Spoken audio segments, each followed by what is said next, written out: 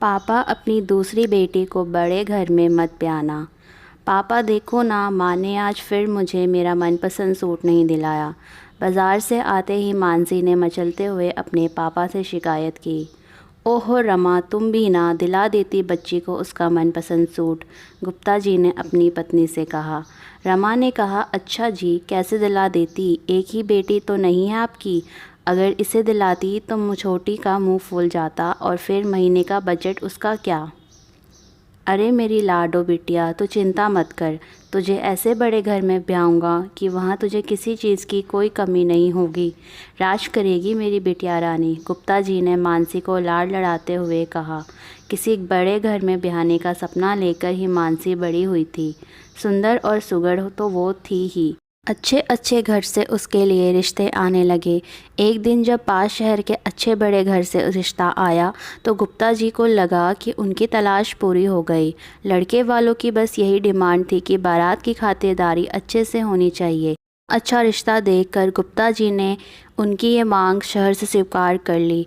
अपनी हैसियत से बढ़कर गुप्ता जी ने मानसी की शादी पर खर्च किया ताकि लड़के वालों को कोई कमी नज़र ना आए। शादी बहुत धूमधाम से हुई, एक से बढ़कर एक साड़ियाँ, लहंगा और जेवर लड़के वालों ने बढ़ाए।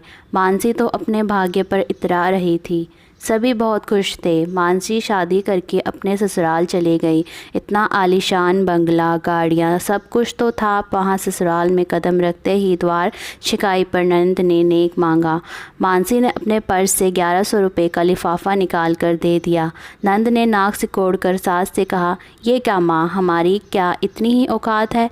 सास ने कहा, अरे बेटा, अभी ये नई नई है ना, इसे क्या पता हमारे घर में बहन बेटियों को क्या नेक देते हैं। तू आ, मैं अपनी लाड़ों को सोने के झुमके दूंगी।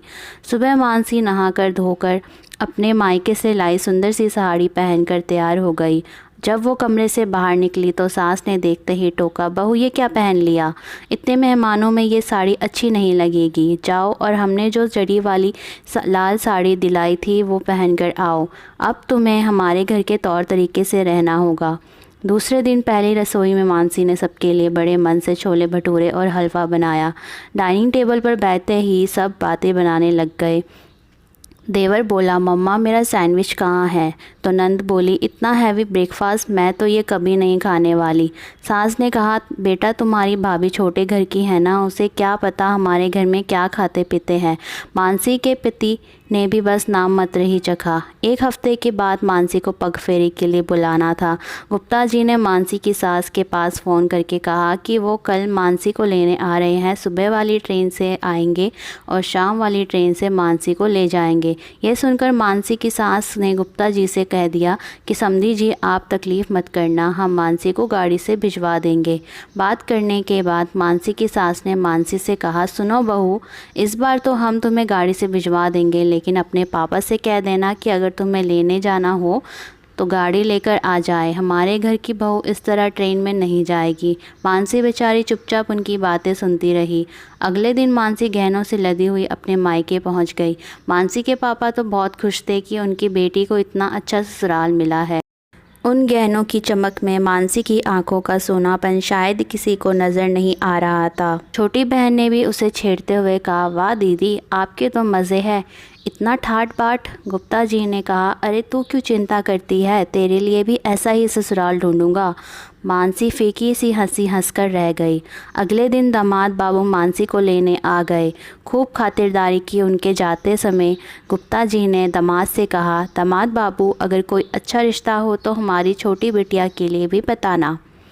ये सुनकर मानसी ने अपने आंसू छुपाते हुए कहा, पापा, अगर हो सके तो अपनी दूसरी बेटी को बड़े घर में नहीं बल्कि बराबरी के घर में ब्याना, जिससे उसे और उसके परिवार को भी बराबरी का सम्मान मिल सके। मानसी तो अपने ससुराल लौट गई, लेकिन उसकी इस बात ने गुप्ता जी को सोचने पर मजबूर कर दिया कि कहीं उन्होंने बड़े घर में बेटी ब्याह कर कोई गलती तो नहीं कर दी।